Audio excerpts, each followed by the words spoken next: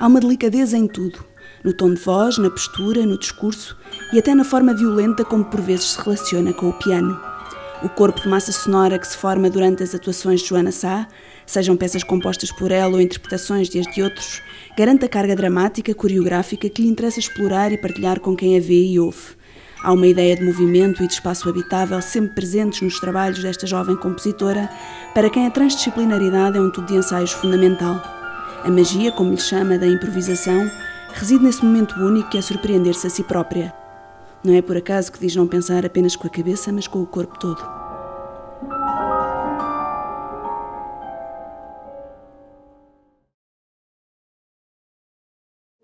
Eu estudei música clássica, fiz o meu percurso na música clássica como pianista, não compositora, e depois comecei-me a interessar-me cada vez mais pelo repertório contemporâneo. E fui descobrindo, assim, a pouco e pouco, algumas técnicas dentro das partituras, algumas técnicas menos óbvias e menos e mais fora do comum, e que utilizavam o piano de uma forma diferente, que não só o teclado, não é? E de repente, esse foi a relação que fazia sentido para mim, seguir por esse caminho. Ou seja, eu nunca pensei, vou usar isto, agora vou tocar dentro do piano ou não, mas utilizar o instrumento como um todo e pensar a música como quase também uma coisa coreográfica. Eu acabo por pensar muito e compor muito assim. Eu não penso só com a cabeça, penso com o corpo todo, não é? Com as mãos, e isso é uma coisa que está muito presente na minha forma de fazer a música, mesmo de compor. Portanto, eu componho não só como uma ideia abstrata, tipo à secretária, eu vou compor, mas componho com materiais. O processo de composição passa por eu, de repente, andar não sei quanto tempo à procura de materiais diferentes ou experiências diferentes, e que depois acaba por ser uma coisa bastante orgânica, meio visceral também, porque também acaba por, mais do que tudo, se calhar eu tenho uma grande apetência por explorar os limites, tanto os limites, portanto, os limites sonoros, tanto a nível de massa sonora gigante e de violência, entre aspas, também gigante, e de levar isso às últimas consequências, como também os limites do som, do audível, do quase não perceptível, da subtileza, de tudo isso. E pronto, e acaba por ser isso. Está tudo interligado. Eu sou uma apaixonada pelo som e por formas diferentes de fazer de produzir som e de fazer música com esse som, e acaba por estar por todas essas questões fazerem essa relação com o instrumento. Eu acabo por e pensar muitas vezes também em peças, às vezes quase coreograficamente, a nível de movimento e depois posso explicar um bocadinho mais isso, mas a nível de movimento e de relação com o próprio instrumento físico.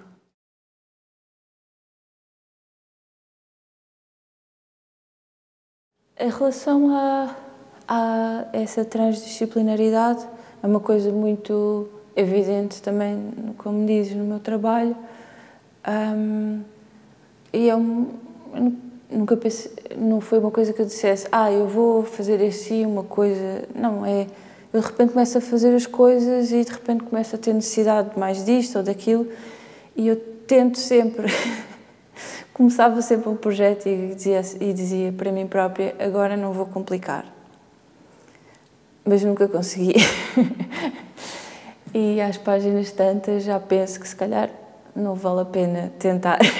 Se calhar é mesmo a minha forma de pensar, que não é uma forma de pensar muito linear e que é uma coisa que de repente, se calhar é isso que a faz ser a minha forma de pensar. Portanto, em relação à transdisciplinaridade, eu também acabo mesmo nos meus solos, que são as coisas, as obras, entre aspas, mais íntimas e mais pessoais ou mais complicadas, porque somos, mesmo nesses casos, eu não estou, se calhar, nunca completamente sozinha, porque de repente eu acho que aquela música precisa de estar dentro de um espaço ou tem de haver condições visuais onde ela possa, portanto, tem de haver um espaço habitável que seja o daquela música.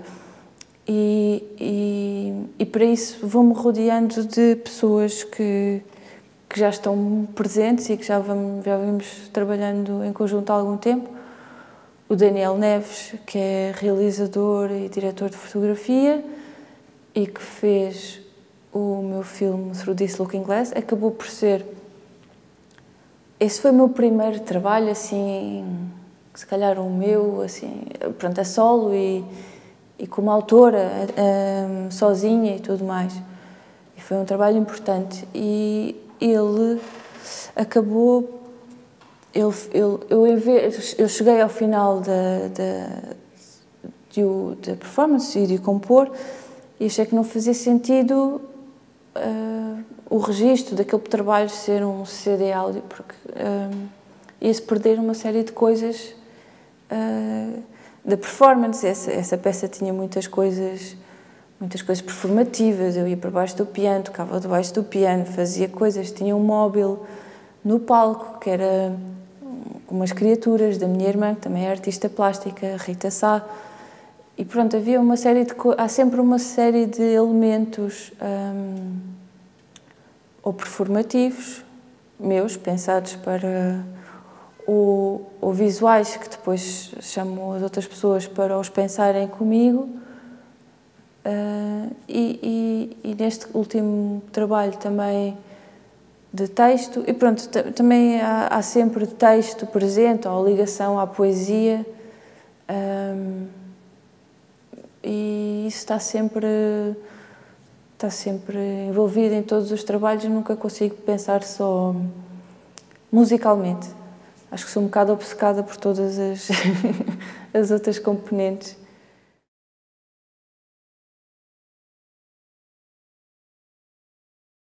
A improvisação é,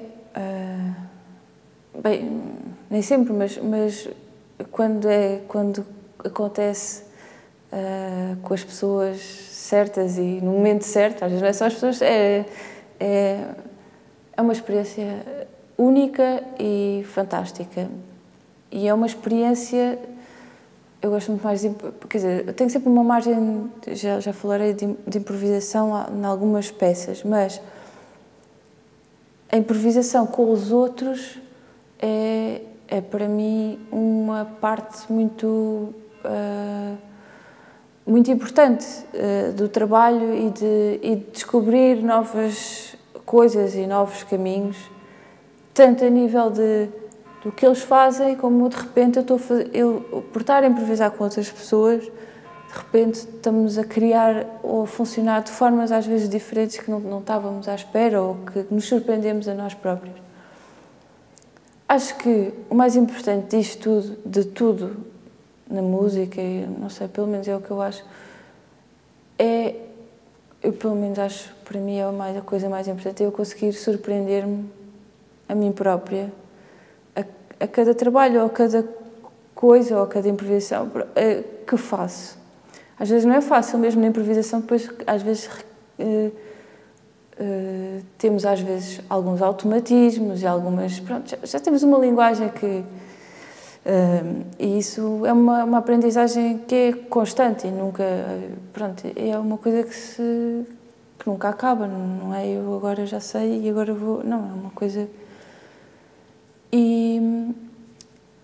E em especial a improvisação com com um grupo específico, que é o meu grande laboratório, onde nascem muitas coisas e onde muitas ideias nasceram no início, que é o Power Trio, com o Luís José Martins na guitarra clássica e o Eduardo Raon na harpa. Esse para mim é portanto, é um grupo, nós dizemos, pronto, é um projeto de vida. Muitas coisas e muitas ideias, mesmo eu digo que tudo é Power Trio, os solos são Power Trio, porque muitas das ideias, as sementes estão todas ali e nós funcionamos e nós criamos ali qualquer coisa em conjunto que de repente eu também tenho um duo com o Luís, tenho solos, eles também têm solos, eu também às vezes toco junto, mas há sempre uma coisa que veio desse laboratório de improvisação e de criação, que nós os três, de repente, foi com eles que eu comecei mais a improvisar e de repente foi assim uma descoberta, foi um mundo novo que se colocou, mesmo, acho que foi uma sorte, não é? Uma sorte que nós descobrimos personalidades tão próximas musicalmente e também a nível pessoal e de amizade e de tudo mais, mas aquilo acaba por ser uma coisa mesmo, é uma experiência muito, muito especial. E pronto, e dali nasce muito, nessa pergunta que estavas a fazer, do de dentro para fora e de fora para dentro. Eu acho que acaba por ser sempre, no meu caso, sempre um vai-vem pronto, funciona bem em alternância de agora estou a fazer um solo e estou um bocado, estou concentrada e estou sozinha e é um processo às vezes difícil, mas também bom. E por outro lado funciona bem, agora acaba aquilo e preciso estar com pessoas, quer dizer, nos solos eu depois também trabalho a parte visual, mas é diferente do que tocar com pessoas e fazer música com pessoas. E depois preciso disso, não é? De estar a fazer música com pessoas ou de fazer coisas. Agora tive uma série de projetos diferentes e que fazem sempre bem, porque de repente dão-te novas visões, as pessoas funcionam diferentes também no teatro, na dança, na performance, no cinema, e acaba sempre por aprender alguma coisa e aquilo é preciso de repente estar a fazer coisas para esse tipo de pensamento e para essas pessoas e de repente voltar também a estar sozinho com bagagens diferentes.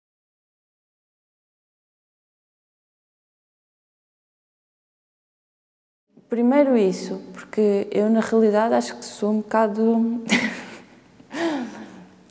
intenso é uma palavra que eu acho que pode ser aplicada, de facto. Porque eu tento isso para mim e que para o público seja... Para o público dos concertos, porque eu penso muito na questão do concerto. Não sei, e porque para mim é o tipo de experiência que me interessa e que é uma coisa que as pessoas podem gostar ou não gostar, mas não saem diferentes ou alguma coisa se passou. E por um lado é a intensidade e por outro lado é isso, nós precisamos é difícil estarmos sempre a reinventarmos sozinhos, acho que isso é uma coisa muito egocêntrica e precisamos sempre um bocadinho dos outros para nos podermos reinventar a nós próprios, acho eu.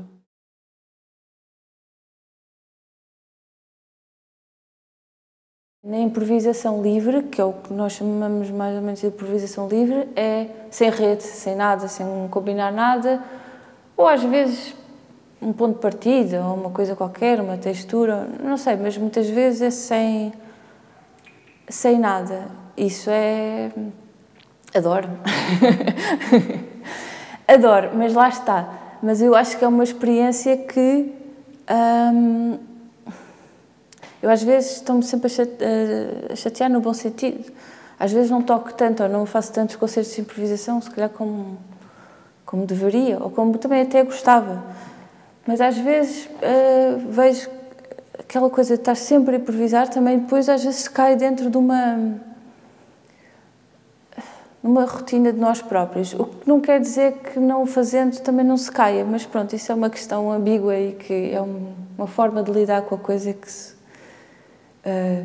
mas sim, eu gosto muito, especialmente quando há nem sempre há uma convergência de interesse e de... como é que se explica essas coisas? Essas coisas são do domínio do inexplicável. Mas não há aquela... É magia. Quando há magia, é incrível. E pronto, isso também acontece muitas vezes e é uma ótima experiência, porque é uma experiência de imersão total em que tu estás a tocar, mas estás a ouvir e estás dentro de uma coisa, de um organismo vivo, e és parte daquilo e estás a alimentar. Mas pronto, pronto, essa é uma experiência. Mas depois, e o Power Trio tem muito esse ponto de partida de experiência. E depois, às vezes, dessas experiências tomamos... isso acontece em todos os projetos, mas no Power Trio é ainda mais... é mais notório essa utilização da improvisação livre e pronto, e acaba sempre por... depois transformamos coisas que descobrimos na improvisação em estruturas abertas, formas abertas, mas sempre com margem para... com alguma liberdade. Em relação aos solos, eles são um bocadinho mais... aos solos e ao Almost a Song, as coisas são um bocadinho mais fechadas, as estruturas... Não quer dizer que não venham também de muitas coisas, às vezes, de ideias, ou algumas vêm da improvisação, mas a margem é um bocadinho menor, em alguns casos, às vezes um bocadinho maior, mas é isso, são formas abertas, são estipulados materiais musicais específicos, relações entre eles, há sempre uma noção de estrutura, portanto... de uma forma em que há tensão e distensão e tudo mais, porque nessa questão ainda sou bastante europeia, mas pronto, é sempre uma margem, que é, não sei, a margem com que eu me sinto confortável, não sei, é uma forma, é a forma melhor como eu consigo transmitir, se calhar, a minha linguagem musical, não sei, é limites e pronto, mas uma certa abertura dentro desses limites todos.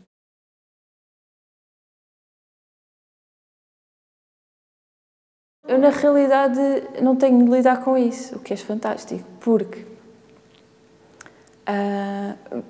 em relação aos solos é evidente. Pronto, eu fiz uma coisa que é um bocadinho contrariar na música clássica o afastamento que tem sido, ao longo do século XX, cada vez maior, até que às vezes estão todos à bulha uns com os outros, compositores e intérpretes. Houve uma distanciação muito grande entre... Pronto, agora há outra vez uma tendência para... E há muitos casos que contradizem tudo isso, mas essa foi a tendência geral. E eu consegui, pronto, também consegui, entre aspas, não fiz nada, mas pronto, no meu caso, uno, eu crio a música e toco. E isso é ótimo, porque não... porque sou eu que estabeleço as regras e pronto, e a linguagem é a minha, portanto sei exatamente aquilo que estou a fazer e sinto-me muito confortável com isso. Em relação aos outros projetos, o que acontece é que algumas peças são compostas... A maior parte das peças são compostas em conjunto, é aí que eu quero chegar, portanto... nós compomos em conjunto, que é uma prática também nestas para as pessoas que vieram da música clássica, é uma coisa também pouco comum, mas que é ótima, que nós, que de repente, eu com o Luís e também eu com o Luís e com o Eduardo, estamos a criar em conjunto. Portanto, eu não tenho de estipular regras específicas, quer dizer, vamos fazendo e vamos ajustando e comentando e fazendo os ajustes.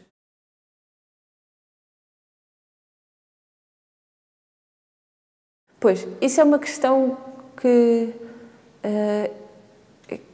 está assim mais ou menos assim na gaveta, que é, neste momento, até agora, quer dizer, há registros de algumas peças, tanto minhas como do Power Trio, mas muitas coisas estão registadas nos mínimos olímpicos, como se diz.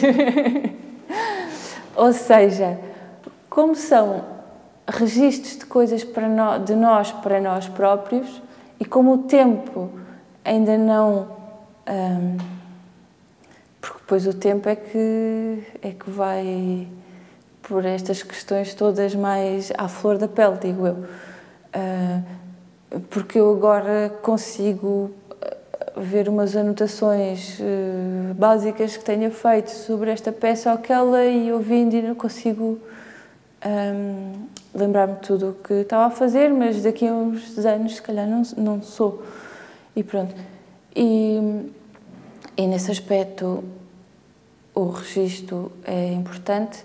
Agora, em relação a essa questão que estavas a colocar, de outras pessoas virem a tocar ou não, também é uma questão estranha, no sentido em que, neste momento, é uma linguagem tão pessoal que eu não penso... não faz, agora, no presente, não me faz sentido dar a outra pessoa. É como se, não sei, escrever este livro, não sei. É estranho. Já pensei se isso é egoísta ou não, mas já me perguntaram várias vezes, mas acho que não tem a ver com isso. É mesmo o facto de ser estranho. Aquilo é a minha linguagem e pronto, e não sei, depois no futuro. É uma coisa que se vai pensando lentamente, e tem a ver também com a forma do registro destas peças, porque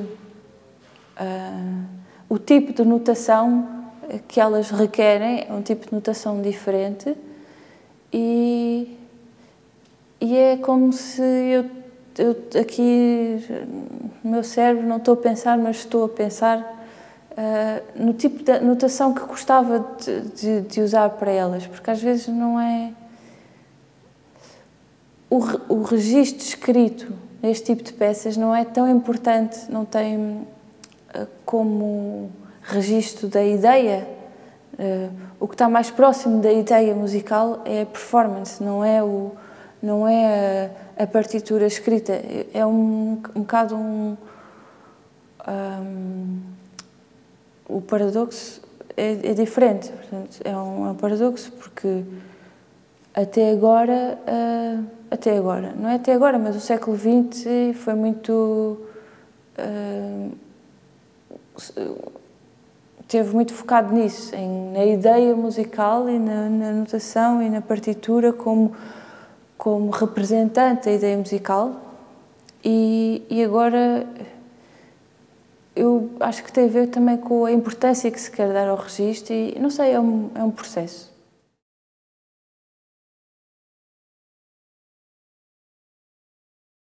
Sim, tem algumas, tem a ver com estas questões, na medida em que é sobre mesmo o meu, também é sobre este meu trabalho, os meus solos. É uma mais-valia. Portanto, estes novos doutoramentos em performance permitiram esta possibilidade de, primeiro, ser um doutoramento também artístico, em que tens tese e apresentação artística do teu trabalho, e tem a ver com a concepção dentro de dentro do teatro instrumental, dentro do contexto, não é? Dentro do teatro, dentro do contexto que eu chamo do teatro instrumental, do Kaga, do Schneebel, mesmo das coisas que o Cage fez, pronto, da Constança Capdeville, de encontrar um conceito que é meu e que tem esta linguagem própria, que são estes solos que têm características próprias, tanto a nível musical, como a nível de utilização dos recursos extramusicais, e pronto, e tem a ver também com uma noção que eu, a princípio, chamei estes solos monólogo, chamei é o último, o Elogio da Desordem, monólogo interior e instrumental. Não é uma noção, não é um nome que eu gosto muito, então foi muito bom, porque no outro dia estava a ler, no outro dia já há algum tempo, o Steiner, e falava em música do pensamento, e que é muito melhor. Obrigada. Nós gostamos sempre quando os autores pensam, dizem coisas bonitas por nós.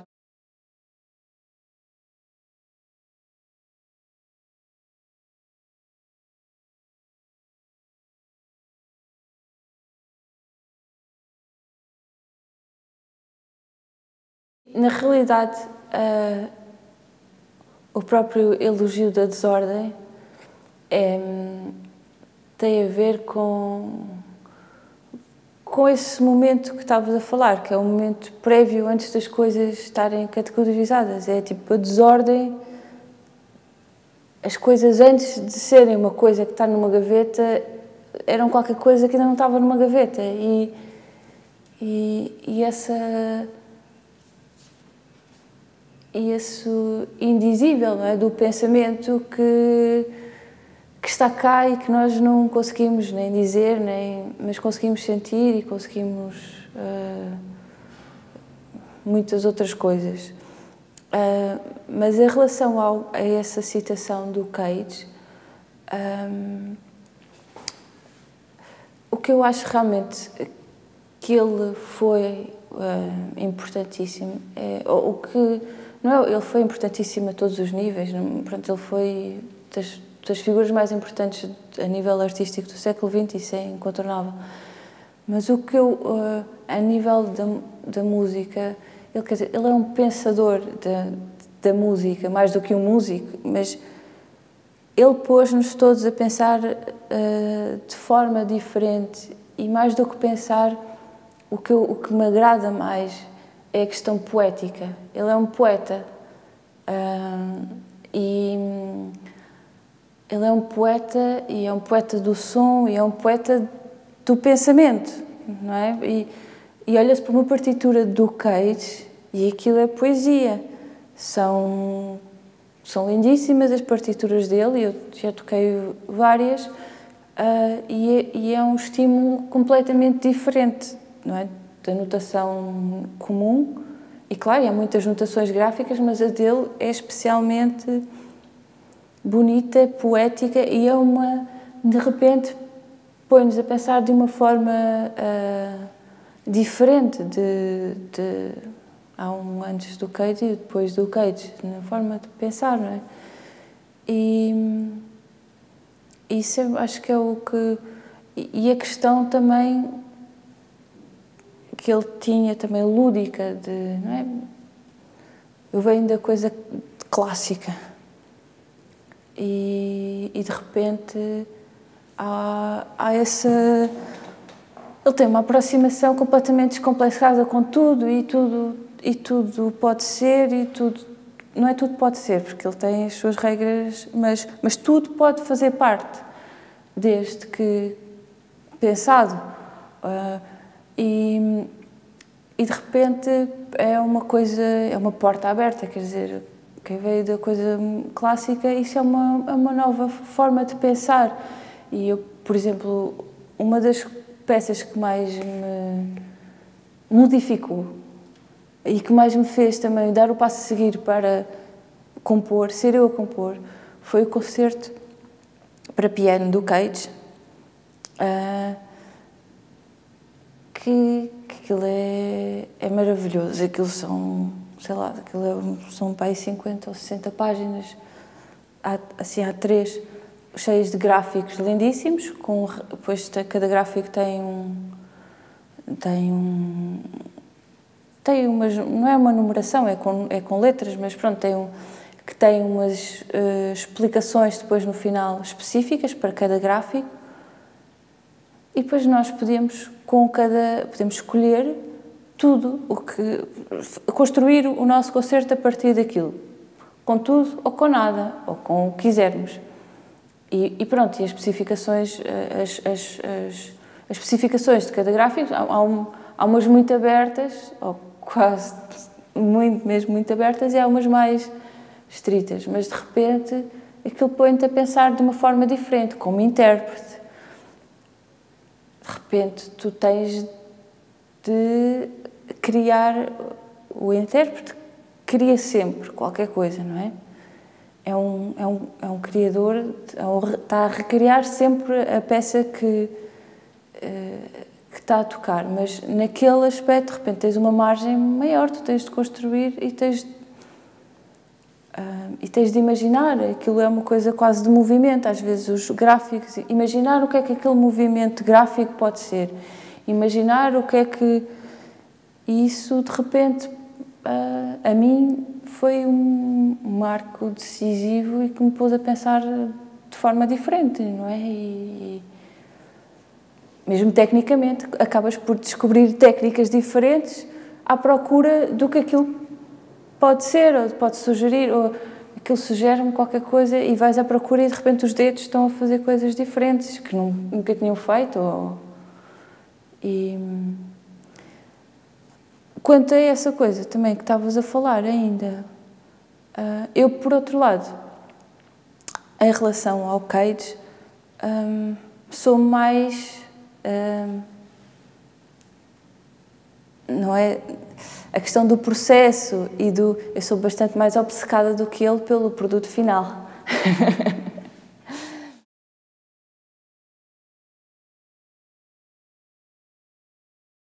Comecei a tocar com o Power Trio.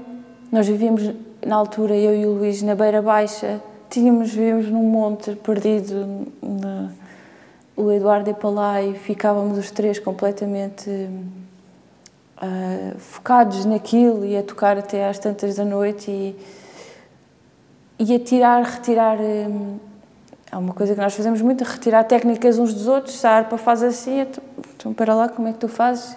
E eu retiro técnicas da harpa para o piano, do piano para a harpa, da guitarra para a harpa, para o piano, porque isso são coisas comuns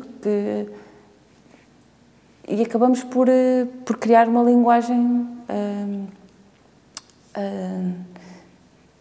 que tem a ver com...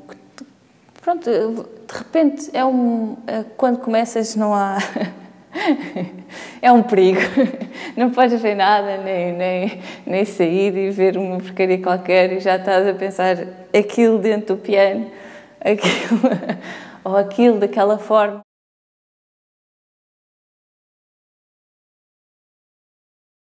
Nesse aspecto, nós, é uma coisa que eu aprendi também muito, também com o Eduardo, em termos de som.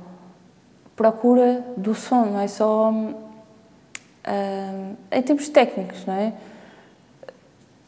Porque uma coisa é eu estar dentro do piano a fazer o que quer que seja, ou nós estamos a tocar e a ouvir uma coisa, e outra coisa é o que as pessoas ouvem lá fora. Eu não quero eu quero que as pessoas, quando estão nos concertos, nos meus e nos nossos, que ouçam as coisas como se estivessem dentro. E pronto, isso também é uma questão estética do som. Portanto, nós, para além de tocarmos assim mais alto do que é normal nestas coisas de eletro... Pronto, às vezes os concertos de música contemporânea, às vezes subimos um bocadinho a fasquia. Mas, por outro lado, é essa coisa. E também usamos muitos recursos, às vezes, eletrónicas e coisas assim, que não são que são da música rock ou de pedais e experimentamos tudo o que for e depois logo se vê o que se aproveita, mas...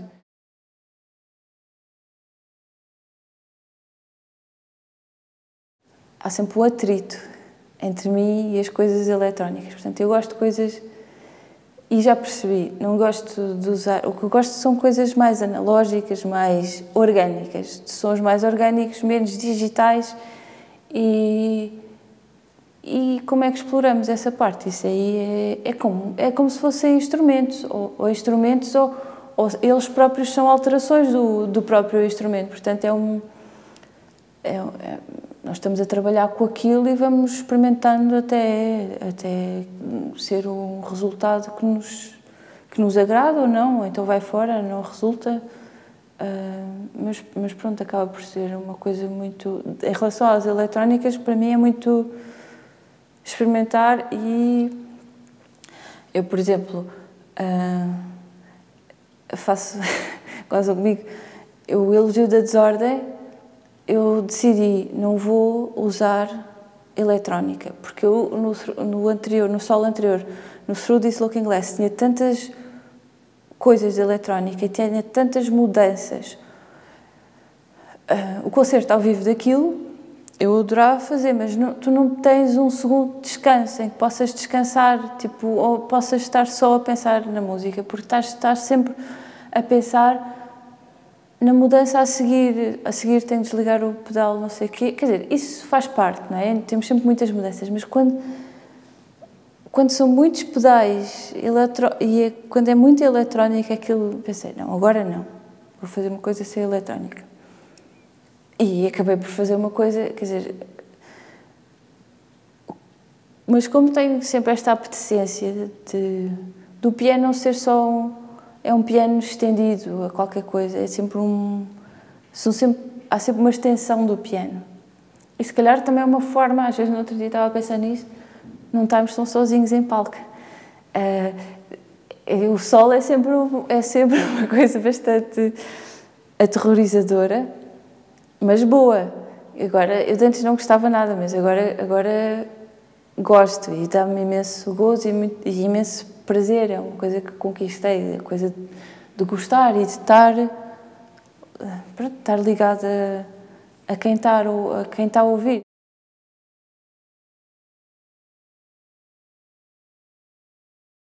O embrião daquelas peças começou com um trabalho de um artista plástico, o Pedro Diniz Reis. Ele fez uma exposição na Culturgest, na qual tinha uns livros lindíssimos. O primeiro foi na Culturgest do Porto, portanto, eu não tinha os livros todos, só tinha ainda o livro que ele chama livro dos As. Portanto, que são dicionários ao qual ele retirou todas as letras, deixou os As, mas de uma forma muito precisa e são livros graficamente tudo cuidado ao máximo, por menor, e são absolutamente lindos, porque depois ele fez o do Zay, fez o abecedário todo. E quando ele fez aquilo, quase que dissemos os dois ao mesmo tempo, epá, isso parece uma partitura gráfica, porque aquilo ficava ficava tão bonito graficamente, e aquilo fazia-me lembrar precisamente as partituras do Cage. Então ele convidou-me a ir tocar primeiro à Culturgest do Porto e depois cá em Lisboa para fazer uma coisa a partir daquilo. Portanto, tomar aqueles... eu retirei várias páginas do livro que me serviram de suporte e aquilo estabeleci regras e materiais musicais e aquilo, de repente, era uma partitura. E os primeiros materiais de elogio da desordem vêm dessa partitura, porque eu estabeleci que havia uma que tinha uma fila, tinha várias filas de As contínuos e depois tinha várias coisas a acontecer e tinha outra aqui, pronto, havia várias coisas a acontecer, figurações assim de As ao lado, não se consegue explicar, eu podia ter trazido, mas não trouxe. Mas aquilo sugeria-me uma coisa de ostinato e que depois a peça, mais tarde, que se chamou mesmo Elogio da Desordem, mas era uma coisa impossível. Ou seja, era uma partitura impossível, porque eu estabeleci que era aquilo, e aquilo era uma coisa maquinal, porque tinha naquela coisa específica, aquilo era uma coisa bastante maquinal, mas eu estabeleci que aquilo era assim, mas eu não conseguia fazer aquilo tudo ao mesmo tempo. Portanto, a simultaneidade das coisas que eu estabeleci que eram assim não eram possíveis. Portanto, era uma coisa coreográfica também nesse sentido, eu estou a tentar fazer o máximo daquilo, mas nunca consigo fazer tudo, e estou ali, é uma coisa super, quer dizer, depois tornou-se numa coisa ainda super física e super violenta, e eu fico toda cheia de nódoas negras e coisas que mais tocar aquilo, porque de repente há uma série de coisas que estão acontecendo, eu estou a tentar fazer o máximo, mas não consigo, e até que há uma altura que aquilo cracha, não é? Portanto, o que aconteceu depois foi que eu imaginei essa partitura do Pedro, portanto, isso era uma coisa que não fui eu que fiz, era uma coisa que não era uma partitura do Pedro, era uma coisa gráfica, mas eu imaginei aquilo, que se aquilo tivesse, isso era impossível no dicionário, mas se aquilo tivesse ainda mais filas de asa, ainda mais coisas contínuas, então coisas que eu conseguisse ainda mais coisas simultâneas. Então eu levei isso aos limites e arranjei e comecei a imaginar a coisa com campainhas, fiz uma pedaleira, não fiz, imaginei mais ou menos, e o Luís que também toca com o Almoço da SOG e com o Power Trio, e pronto, e que é o meu marido e amor, é que pôs aquilo a funcionar. É uma pedaleira, que aquilo são interruptores de on e off, interruptores do tipo da luz, e aquilo tem um aspecto muito giro, porque é uma coisa de madeira e tem os interruptores, e depois as campainhas, são várias, que estão dispostas pelo palco, e sirenes, estão ligadas com fichas, uma coisa high-tech, super high-tech, on e off, e coisas eletromecânicas.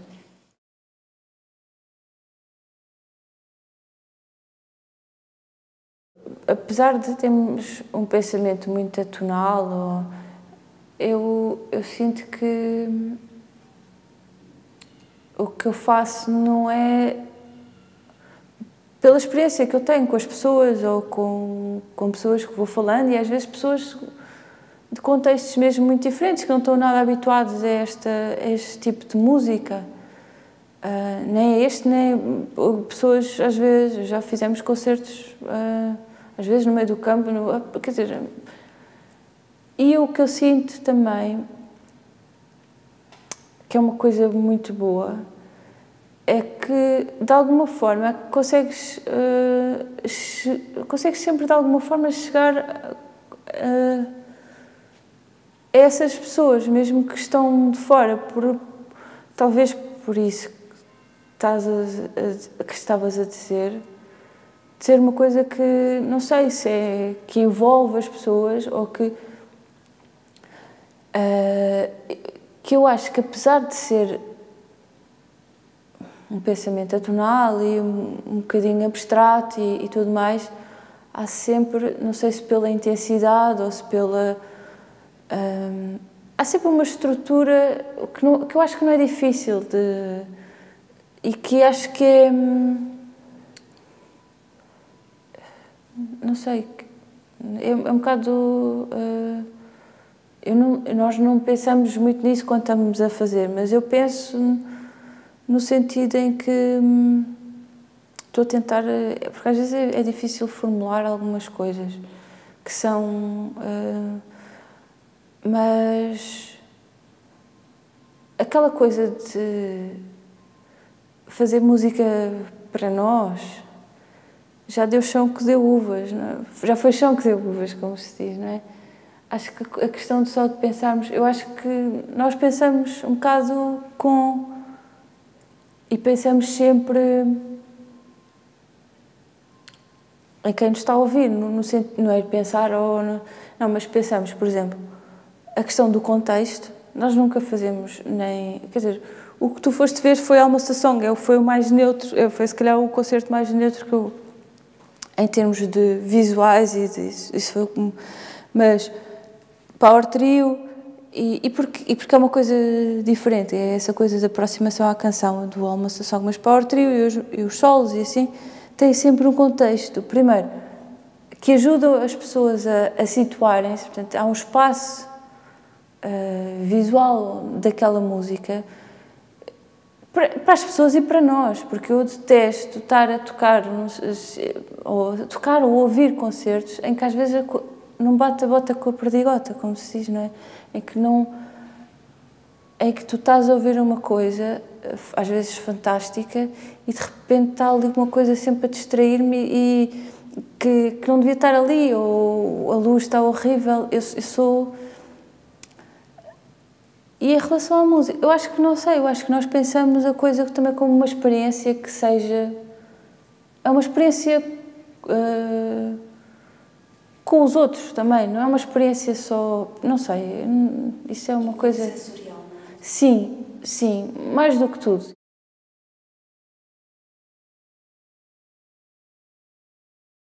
Eu não fiz as coisas aqui, depois fui para lá. Foi que muita coisa... Eu vivi... também tive uma experiência a nível, tipo, mesmo de viver, muito coisas... Uma coisa também muito experimental. Porque nós vivemos primeiro em Paris, depois fomos para a Beira Baixa, 4 anos, 2 anos numa casa que os meus avós tinham lá perdida, depois 2 anos no 60, trabalhar e fazer projetos. E pronto, eu estava também a fazer em Castelo Branco, que eu não tinha a equivalência da licenciatura, e estavam lá 2 professores absolutamente fantásticos, brasileiros, que estavam um entre Colónia e Castelo Branco e o outro entre os Estados Unidos e Castelo Branco, que estavam ligados a Belgais no início.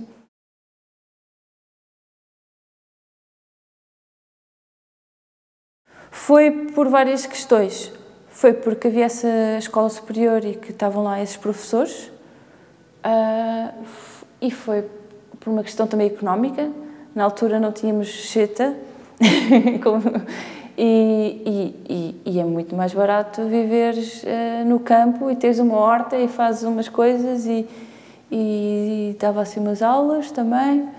E também como experiência, depois de Paris, a experiência de viver em Paris é muito bonita e é incrível no início, mas Paris para viver não é uma cidade que me...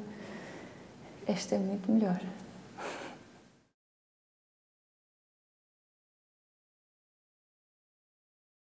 E eu gosto de viver coisas, conhecer coisas diferentes, não é? E situações... Porque eu sempre fui menina da cidade, não é? E depois vais viver para o campo e para o campo é tudo muito bonito, como se diz cá, mas calma, que aquilo de repente tens de fazer face a uma série de... O frio, o calor, é a água a escorrer por todos os lados, pronto, havia coisas assim duras e outras muito boas. Eu acho que... E depois ainda vivi nas Azenhas do Mar e depois fomos aproximando de Lisboa até que chegámos à Graça, que é também uma aldeia, portanto não nos importámos muito.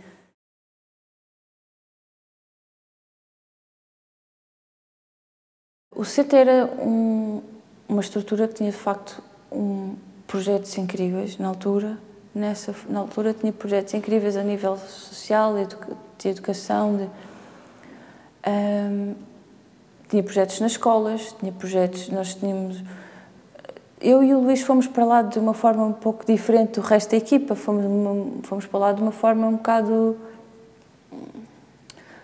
ou seja, havia uma equipa já estruturada, mas não havia ninguém da música, mas também não havia verba para ver alguém da música, mas o que nós fazíamos era tínhamos uma casa e nós trocávamos por projetos. E é uma coisa que, portanto, a nossa renda era uma troca por projetos específicos com a comunidade. Então, por exemplo, nós vivíamos num local, portanto não é uma aldeia sequer, é um local, que era o Salgueiral, que é absolutamente lindo, e trabalhávamos com as duas únicas crianças e a Dona Palmira, que era a última senhora mais velha que havia lá. E nós trabalhávamos semanalmente com eles e no final fizemos uma instalação numa casinha, foi um acontecimento, pronto, e os projetos tinham sempre uma concretização final e acho que foi muito... É muito tramada a vida destas pessoas isoladas e de algumas delas em especial. Havia ali problemas graves, de miúdos, de subnutrição, de problemas de saúde, de problemas... pronto, isso foi essa experiência. E depois ainda fizemos algumas coisas, por exemplo, o Senta tinha um projeto com a prisão de Castelo Branco, era um projeto artístico, começou com a Filipa Francisco, depois também com a Lara Soares, portanto era um projeto que ia sendo feito com os reclusos da cadeia e que depois tinha sempre também uma apresentação final e que houve algumas que conseguiram ser no Teatro Camões e fora da prisão, outras que não foram possíveis, mas que se fizeram coisas e com as quais algumas nós participámos a fazer a música e a fazer algumas coisas e com eles e tudo mais. E pronto, eu acho que isso é uma experiência, foi uma experiência também social e depois também participámos ainda em outros projetos, também do Centro, mas é uma experiência que é importante e há sempre esta dimensão, não é, da arte, de partilhar e de fazer com que aqueles que têm menos acessibilidade a estas coisas possam ter... Quer dizer, houve coisas bonitas, de repente estamos com 2 miúdos que estão no fim do mundo, mas estão... E quando nós chegámos, eles já tinham uma linguagem, porque tinham estado lá outros antes, eles já tinham uma linguagem, às vezes a pintar ou não sei o quê, eles perguntavam, mas eu posso fazer um barco? Porque eles achavam que tinham estado a fazer coisas abstratas com não sei o quê e que puxaram por eles, mas agora eu posso fazer. E pronto, e já tinha um pensamento, e sei lá, diferente, mas pronto, foram só 2, não é? Há tantos pelo país fora, não é? E pronto, isso acho que é muito importante. Entretanto, quando viemos para Lisboa, acabei por também estar mais focada em projetos específicos meus, não tenho que sem essa dimensão social ou assim, não é? Mas é uma coisa que eu gostaria sempre de fazer no futuro. Agora estou a fazer de outra mente e às vezes é um bocado difícil, mas algumas coisas pontuais e eu acho que isso é sempre importante, especialmente agora, não é?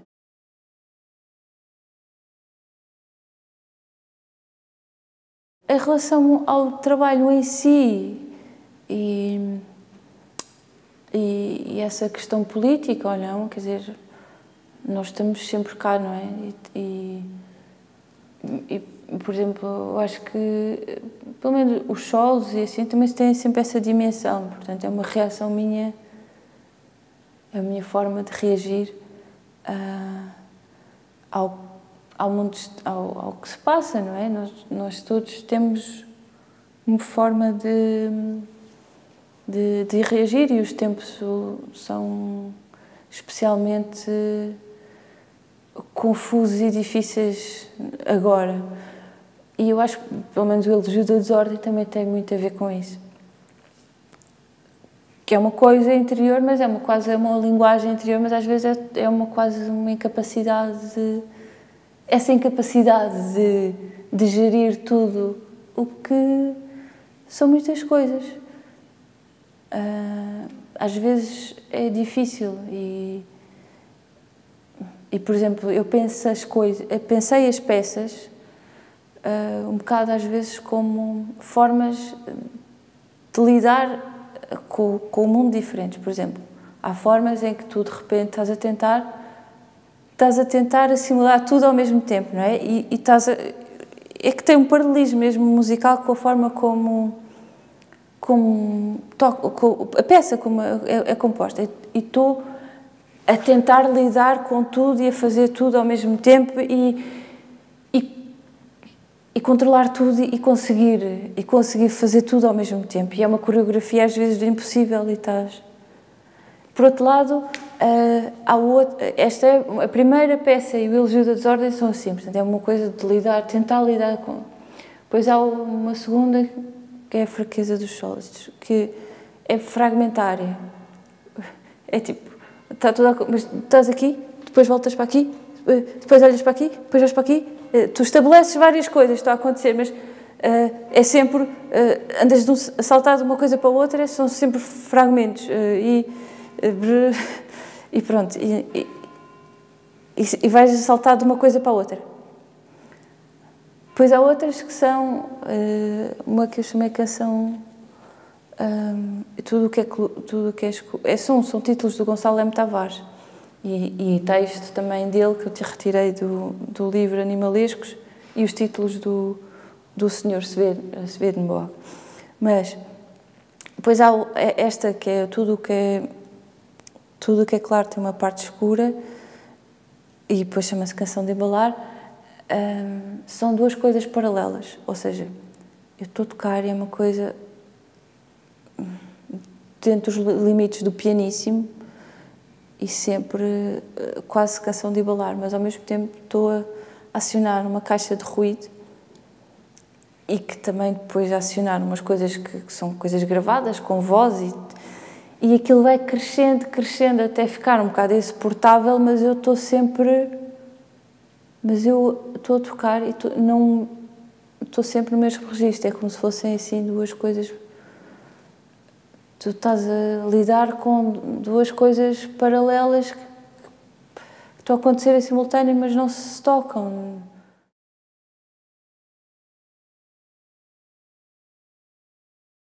Eu acho que sim, mas é o que eu sinto. Acho que não há muita margem.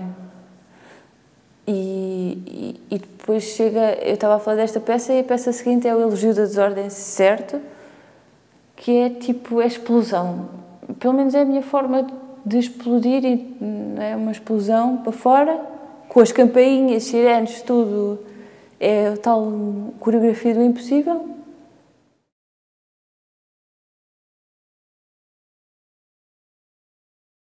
Eu não sei do que é metáfora. O problema é esse. Porque o que eu sinto cada vez mais, não sei o que é que não sei, a nossa geração retirou a violência e muito bem do nosso discurso, não é? E da linguagem normal. Nós não resolvemos a coisa à pancada. E ainda bem, não é?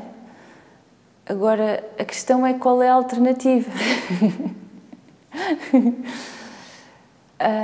Que eu acho que ainda não encontramos, não é? Porque não estamos a conseguir, nós não conseguimos. Eu não sei como é que...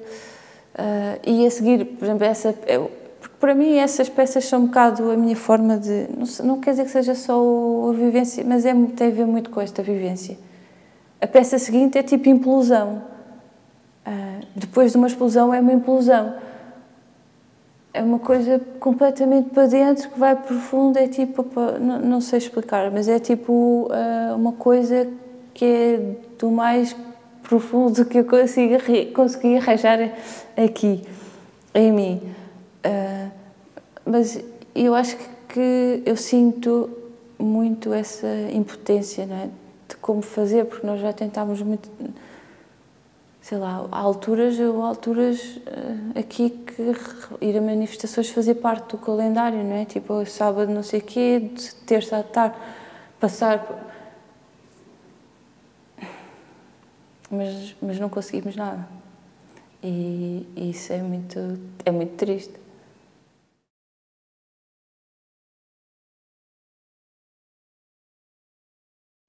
Em relação ao Spined, foi um projeto muito importante, no sentido, aquilo foi uma espécie de uma escola para a vida, porque nós começámos a tocar com 13 anos. Eu tocava, na altura, já tocava piano, e apareceu-me o Nuno e a Mariana lá em casa e disseram: olha, nós queremos fazer uma banda e queríamos que tu tocasses baixo. E eu fiquei assim a olhar para eles, eu não sabia o que era um baixo sequer. Eu, um baixo, mas vocês estão loucos, eu nem sei o que é isso. E não lhes dei saída nenhuma. E disse: não, eu tenho muitas coisas para fazer, tenho a minha escola, tenho o meu piano, tenho... Não lhes dei saída nenhuma, mas eles também não me ouviram sequer. Eles partiram do princípio que estava feito e a minha palavra não tinha. Então, lembro perfeitamente, porque eu acho que fui para Trás-os-Montes. A seguir a esta conversa, eu ia para Trás-os-Montes passar uns dias com os meus pais, eram umas férias quaisquer. E eu quando voltei, foi como se nada fosse, eles levaram-me para um estúdio e pronto. E aí vi um baixo. E aí fiquei encantada com o baixo. E pronto, aí resolvi aprender minimamente, não tocava, mas pronto, safava-me bem e fui aprender. E foi uma coisa um fenómeno muito bizarro, porque nós éramos muito miúdos e de repente a coisa teve uma dimensão que ninguém estava à espera. Eu, em relação ao Spined, eu tenho uma coisa que é, eu nem nunca tive tempo para sonhar com aquilo, ou seja, aquela coisa de ter uma banda e nós nunca tivemos sequer o tempo para ter esse sonho. De repente já estávamos ali e nem sabíamos muito bem o que é que estava a acontecer. E estávamos a tocar e de repente começámos a tocar, tocávamos nos festivais todos, nos palcos principais, da altura os festivais todos. E pronto, eu lembro a primeira vez, aquilo apareceu. Nós demos uma entrevista qualquer e isso foi foi um turning point importante. Pronto, demos uma entrevista e foi uma emoção para o Blitz na altura e tal. E de repente eu fui comprar o jornal e aquilo estava na capa, a nossa fotografia, eu fiquei em pânico. Eu lembro, fiquei completamente em pânico. Fechei o jornal e fui a correr para a casa da Mariana e só parei de pânico em casa dela. E pronto, mas foi uma experiência, eu acho que foi uma experiência muito importante, no sentido de abrir, porque eu estava a estudar piano clássico e abriu os olhos e os ouvidos para outras coisas. E mesmo em termos de vivência, tu de repente, eu andava na escola alemã, não sei o quê, e pronto, e tinha coisas boas, mas são meios muito fechados. E de repente tu estás aí, estás no rock e estás na estrada e pronto, e foi muito importante. E nós os quatro tínhamos e ainda temos uma relação muito fixe e saudável e era sempre, pronto, era uma coisa muito gira.